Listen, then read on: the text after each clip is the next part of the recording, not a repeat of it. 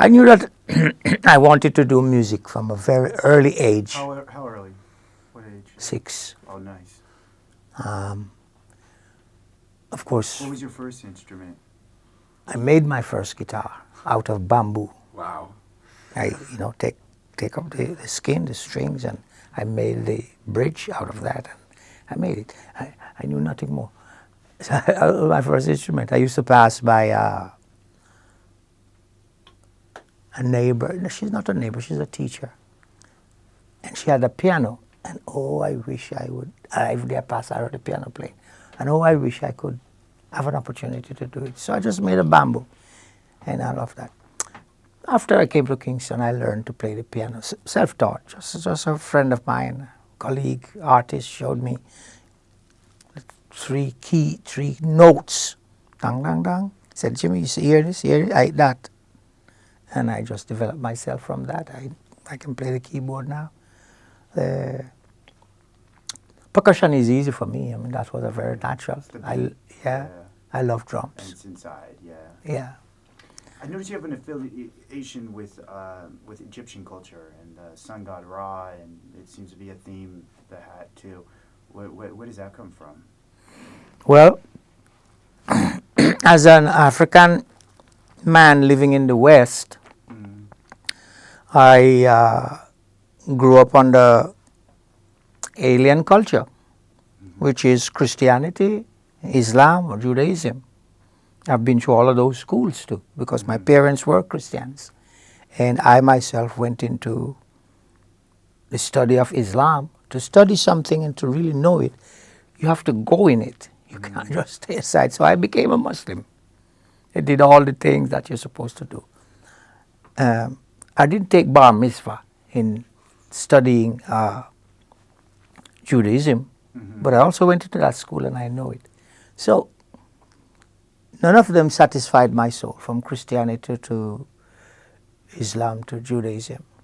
None of them satisfied my soul. So I asked the question, where am I? Where do I belong in all of these things as an African man? And I started doing my research, and then it pointed me to Egypt, ancient Egypt. And so I took it upon myself, and I went there. I made many trips there. I said, wow, this is it. I also went to India. I went to India before I went there. Went to all the Indian philosophies, because I was always a spiritual person. And the most important thing in my life, I always wanted to know, who am I? How did I come here? And I find myself belonging to a race of people that is discriminated against. And I said, why? How comes? So I wanted to understand all of that. And going to ancient Egypt, I understood all of that.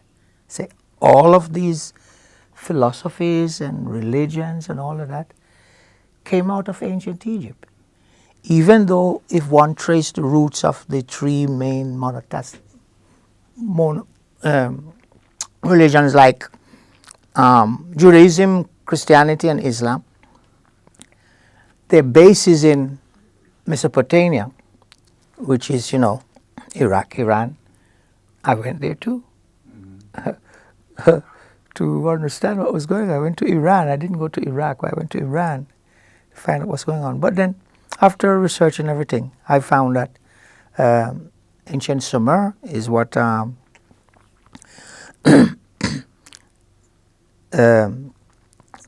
that area of Mesopotamia used to be called.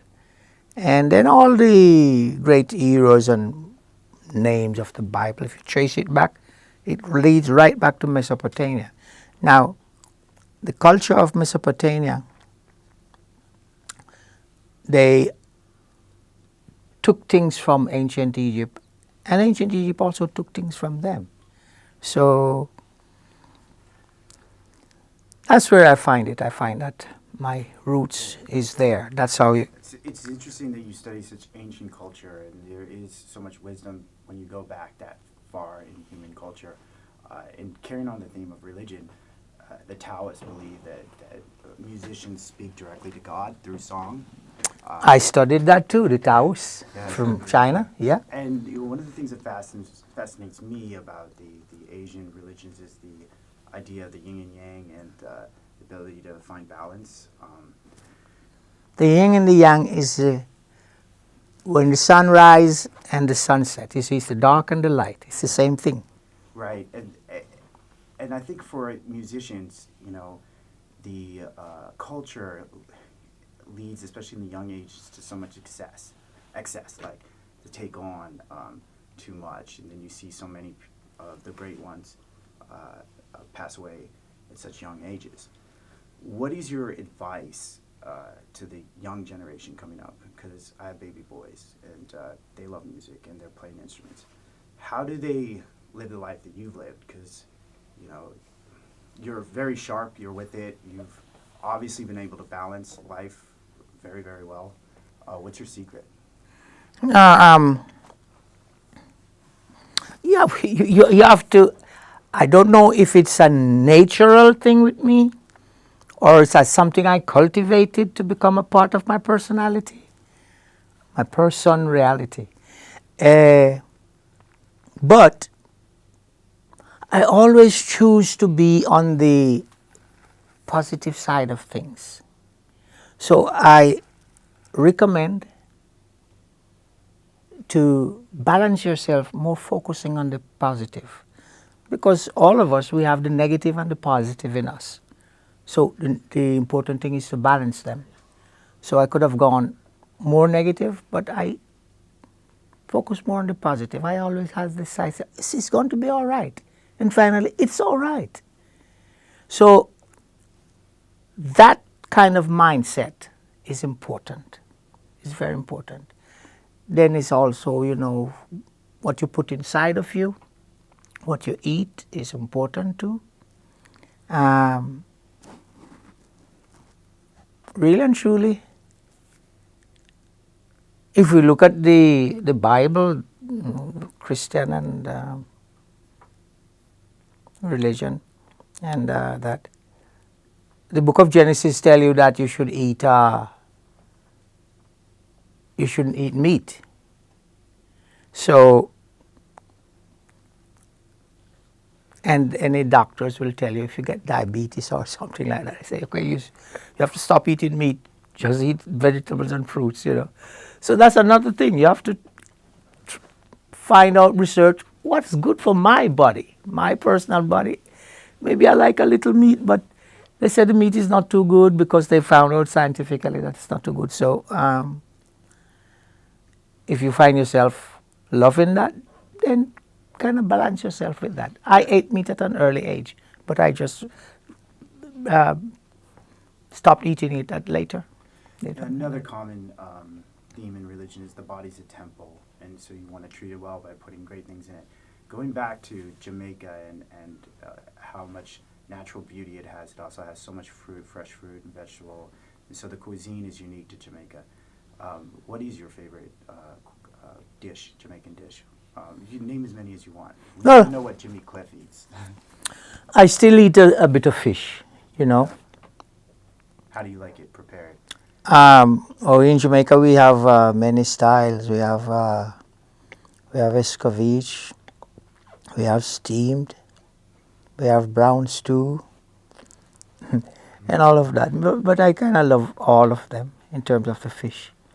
But I still find myself. Do you got to put a little of the jerk spice on it? Because you got to get it a little spicy, right? Oh yeah, so there's a recipe.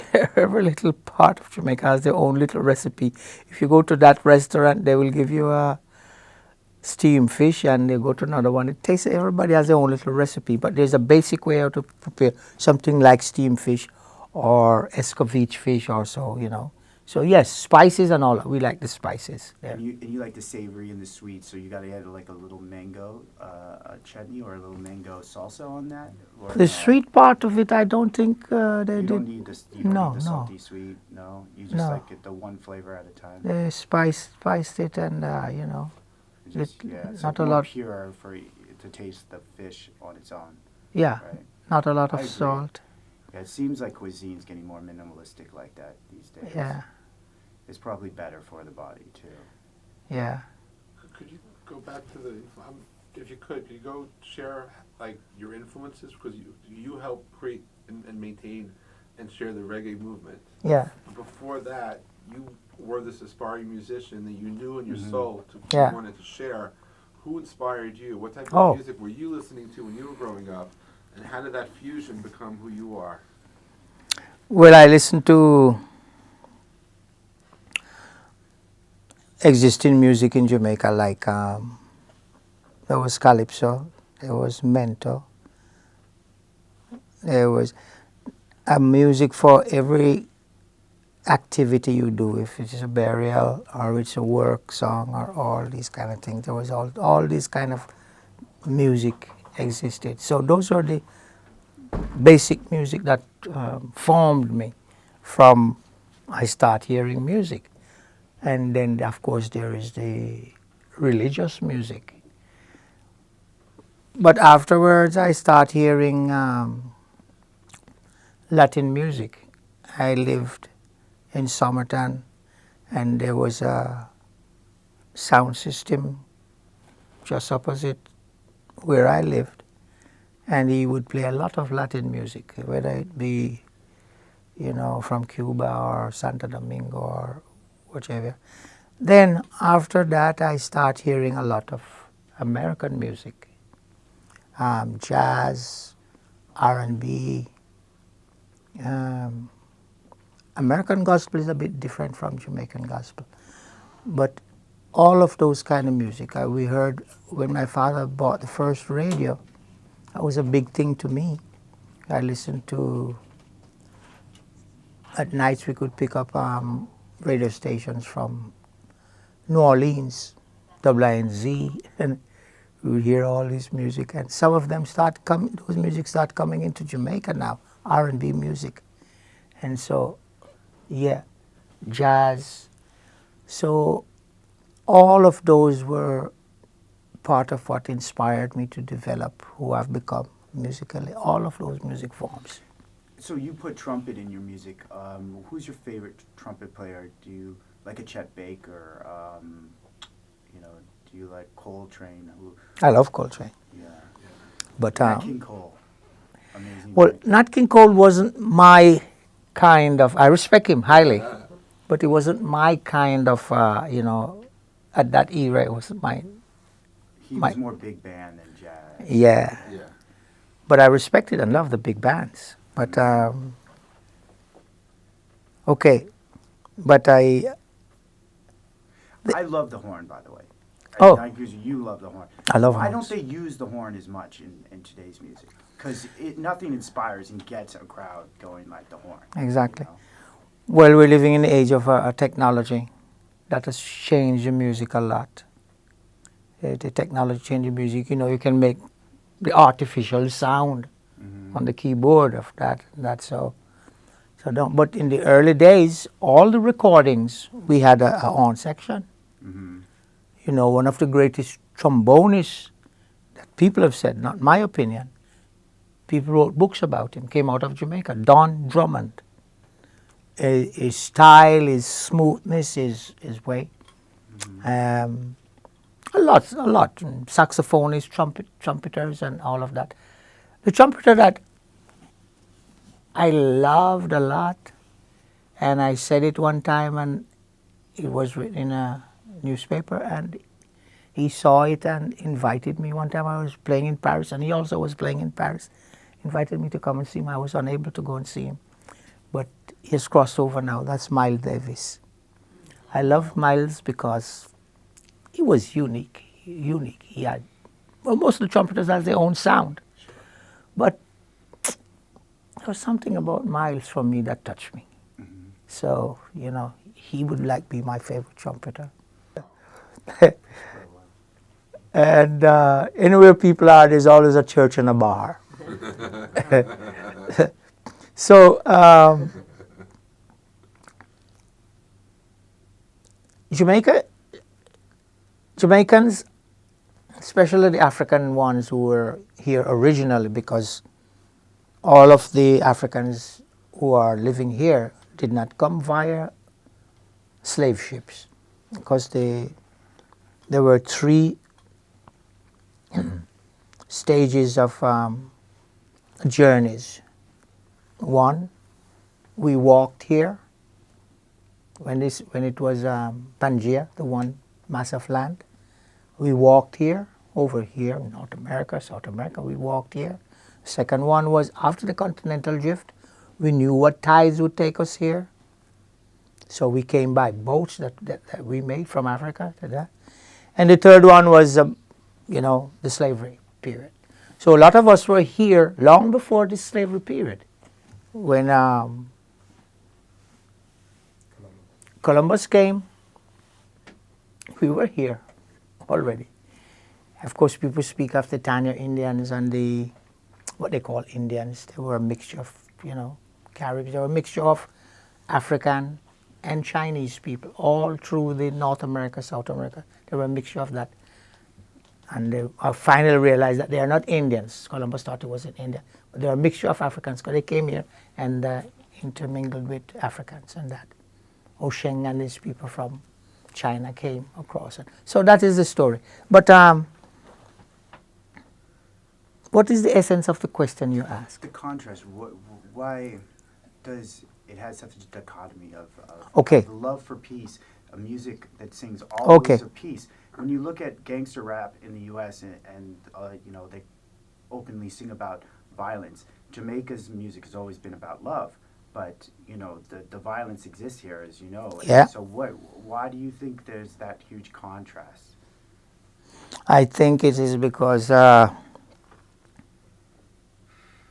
Jamaica had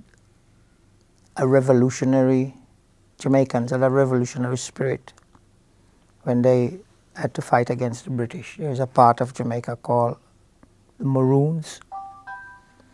They fought with the British. They knew guerrilla warfare, and the British finally had to give them their own piece of land. They say, okay, let's make a peace treaty. You take that piece of land and stay by yourself. We cannot conquer you with all our modern weapons, and we can't do. So you take that piece of land, and we'll be peaceful with each other. So that the gene in those people to be warriors, to be fighters, is still there, even though they fought in self-defense. But that part of the warrior spirit is still in Jamaicans, in the genes. My mother is from the Maroon family as well. So the part of the peace and the violence that exists today is for material wealth. That is the cause of that. And where that came from? Well, just from material wealth. We used to watch cowboy shows, cowboys and Indians, so everybody wanted to be the cowboy, nobody wanted to be the Indian. So violence was like a natural part of other movies. Movies are a big influence. Even the movie that I played, The Harder They Come, it had a double edge in Jamaica. Because I heard one artist say, "Boy, say, when me see Harder They Come, and me see Jimmy Cliff, at that time me decide to take up my gun." So that movie was influenced him to take up his gun. Wow. Wow. The movie that I played, Harder They Come, that character of Ivan was somebody, when I was a young lad, maybe 6, 7, 8, 9, 10, when you hear that Reagan was coming, he struck terror in the hearts of people. So at that time of Jamaican development, for someone to have a gun and even to shoot a cop, it was a huge thing. So he struck so much terror in the hearts of people. Mm-hmm. If I had to take what you said, I think, and condense it down, it sounds like colonialism is the root for the violence, the materialism that's come to Jamaica. So the colonists, peace and love, and then all of that vice was pretty much imported in. The colonialism definitely, along with, well, that's the root of it, because from the Maroons were fighting against the colonialists who were British. So from that time, and coming right up then, you know, after so-called slavery was abolished, and you still had to fight because, you know. I think for a long time, there was a time in Jamaica where we didn't have access to education. There's a generation that didn't have access to education. And so education is due process. Well, I'd like to take that question and piggyback into another question, because, you know, being a British colony and still having ties to the UK, I've lived in the UK for the last 7 years. Oh, yeah? Yes. So is it hard to celebrate the royals when you know that, you know, their history does stand for all the evils of colonialism, but at the same time you see, you know, the last royal wedding, you see Prince Harry, Meghan Markle, where you see this progress that's happening for diversity and everything else. Where do you fall on your view of the royals? I personally, I don't know what it was inside of me, but from I was a youth going to school, I never liked to sing God Save the Queen. Nobody tell me I should sing it or I shouldn't sing. I just didn't. Something inside me refused to sing it. When they had a coronation of, you know, different, when every time a new king or a new queen is crowned, Jamaica celebrated as a part of the Commonwealth. When they play the anthem, whether I was in a cinema or wherever, something inside of me wouldn't stand up to respect it. I don't know. It didn't come from my father, didn't come from my mother, but just me. There's an inborn thing in me that just didn't like that. Well, to respect that, you know, I just felt it wasn't mine. It's not mine. It goes right back to the same question of where do I fit in as an African? Where is my own anthem? Where is my own king and queen? And Marcus Garvey asks these same questions too. Do you feel that Jamaica has a close affiliation with Americans, not just because of the proximity, but also because we both led revolutions against the old colonist powers and won? In one sense, but we were fighting for different things. America was fighting for independence, and maybe that was mainly Europeans fighting to get their own independence. But the Jamaicans were fighting for understanding their own roots. So, thus Rastafari came in. We don't see the Pope. We see Haile Selassie. We don't see the Queen of England. We see Haile Selassie.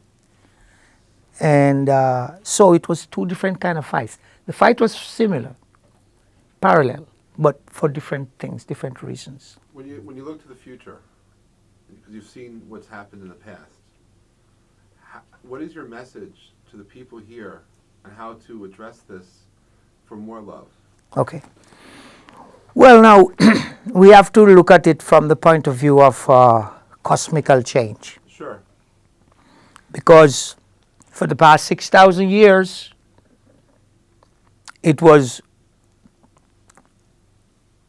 ruled by a Corsican mentality, a Caucasian mentality. Even in Africa you go, because, you know, Europeans took their religion there and everything. But a cosmic change was gradually coming up until the year 2000. A new cosmic time has come in. It's a new energy. It's what is called the sun cycle is coming again. We've just come out of the moon cycle, which was the cycle, the past 6,000 years, the rule of Europe ruled the world. This was the time that they were given to rule.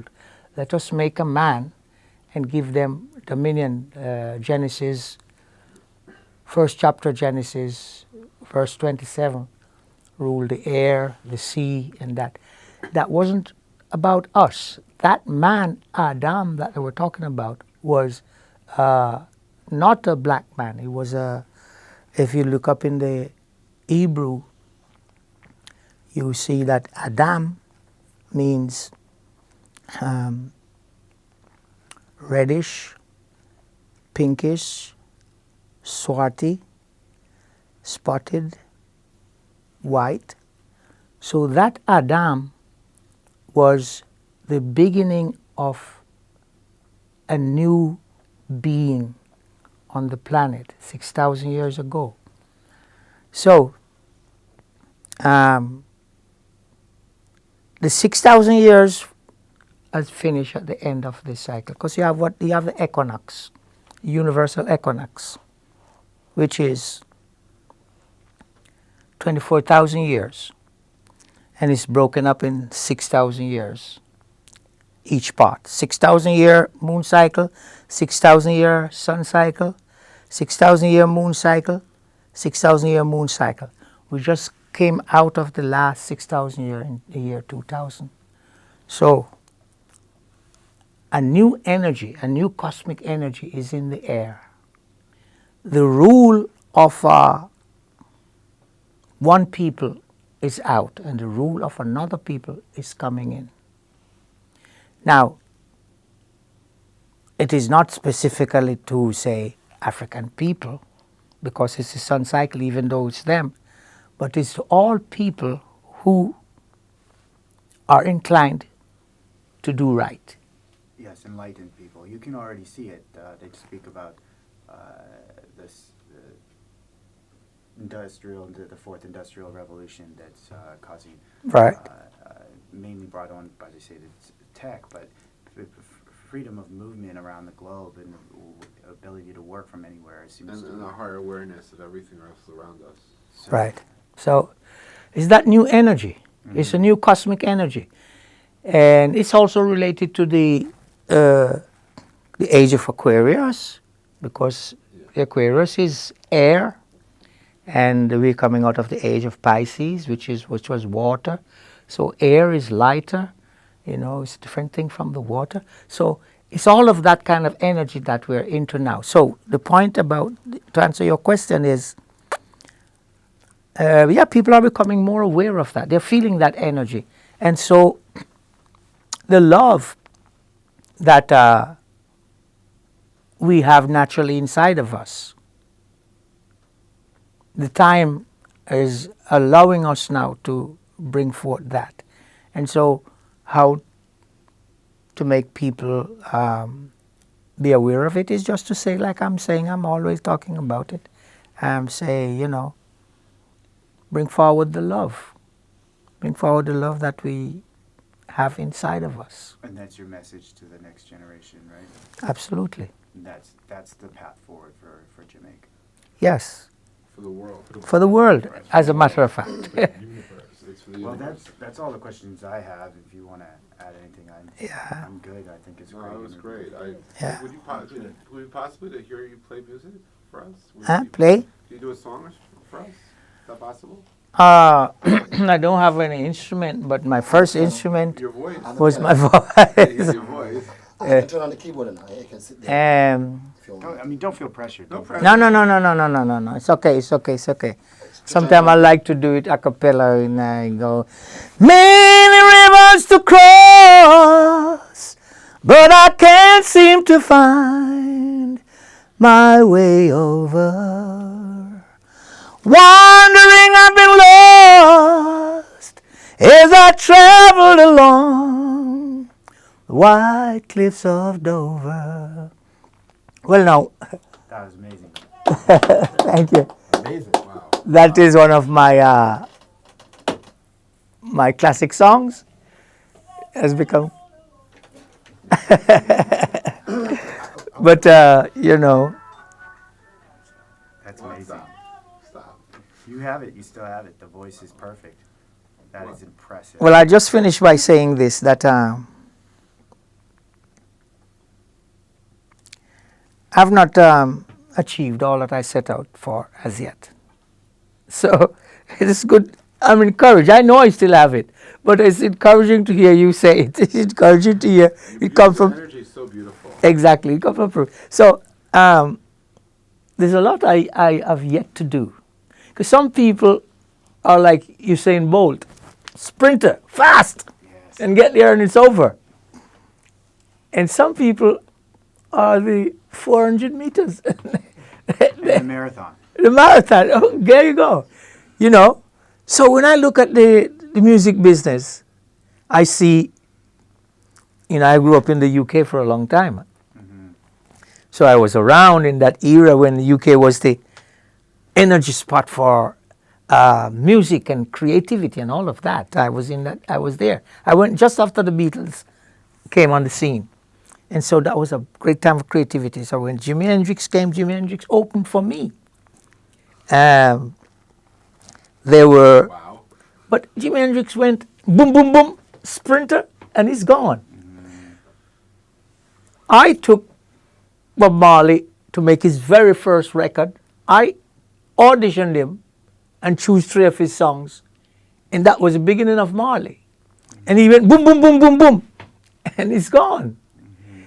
And people like Janis Joplin, or, you know, so some of us are sprinters. This Reading. Otis Redding, you know.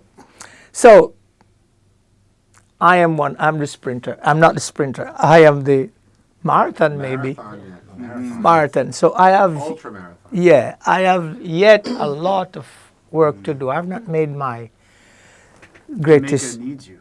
Thank you. I've not made my greatest songs yet. And I have. Who would you like to collaborate with? Like what singers who would you like to collaborate with? The collaboration thing for me is a vibe thing, you know. Yeah, If it happens, for sure. vibe wise, like one time I made a song, a collaboration with Cat Stevens when he was called Cat Stevens before he became a religious I person. think it's Cat Stevens again. Eh? I believe he came back. He's now touring under Cat. I know. I met him again, and you know, he told me how he picked up his guitar again. His son made him and all of that, you know. But that's what religion can do to you, make you forget the natural things inside of you. But however, we did a collaboration. It was a vibe. Yeah. So who I would like to collaborate with? Anyone that the vibes feel right with, you know. I tend to like the young, the up and coming, because they have the new energy, and I try to keep young in my mind and physically to feel the energy of what they're feeling. So any of the young people, whatever. I've been working with a young electronic duo, Breathe Carolina. They're out of Los Angeles. Could introduce if you wanted to do something there. Yeah. If you look up their music, they have a lot. It's electronic, but it's a lot of different genres that they cross over in. Could be interesting. Yeah. I had to make that introduction. That's where I am, into the new up and coming, and let's do something that keeps. And just out of curiosity, when I heard we were going to meet you, I was just curious. Are you friends with the folks from the Jamaica blog sledding team? Like, how did you get involved with the soundtrack of that movie? Oh, Cool Runnings? Yeah. Are you friends Oh. with the team? No, how it came about, they wanted to use one of my songs. You can get it if you really want. Yeah. But at that time we were planning with my manager in New York to we want to use this for our song. Somebody say, how about doing this song? I Can See Clear Now. I said, wow, you know. I played on that song. I played bongos on that song in London. Oh, wow. At Basing Street Studios when Johnny was recording it that night, Johnny Nash. I played bongos on it. I said, wow, yeah, man, I mean, me ready for that, man. I mean, me record that, and that's how that song came about. Thank you. I knew the song very well, inside out, and that, so like, was perfect. Yeah. So maybe we could just do some photos now. Is any place you particularly want to be photographed around? Well, I don't know if you got some things from the inside here in the studio there, but I think outside is very nice. I love Beautiful. outside. Yeah. I think the paintings say Those so paintings much. Yeah. So much. Yeah. So much. We want to take a picture still of him in his studio because Okay. I want to promote his studio. All musicians who want to come to Jamaica, I say, okay, I'm in the center of Kingston, and all the big hotels are around it, and you're well protected. I have cameras and everything here. I'm in the center. You get the vibes of Kingston. Kingston to me reminds me a lot of New York, because New York has one energy, and so does Kingston. So I decided my studio put it right in the center of Kingston. If you come, you can be comfortable. You go outside, you can pick a mango, whatever you like. You can get everything Jamaican that you like here. So I'm right here in the center. So when the studio was built, I didn't build it just for me. I built it to attract people from all over the world to come here. And it's up-to-date digital. I intend to put back in my analog board as well and have the two. But for the moment, we have just the digital board. It's state-of-the-art, what is going on now. And yes, so I would love for people, any artists all over the world to come here. They can get what they want. Now, so the question was asked about, what is it that sustained me and kept me going in all of the ups and downs in life and as an artist, the road. A great part of my rock and sustenance to keep me going is the love and support of my business partner, my rock, and my wife, Latifa.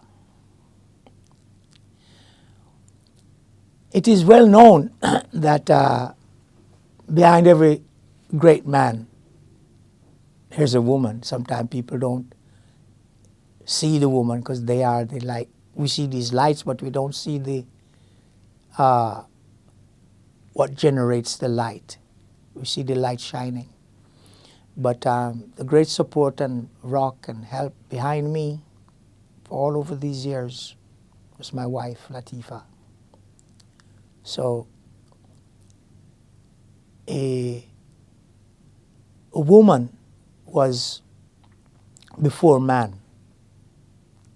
They say Eve came out of the rib of Adam. It's actually not a fact.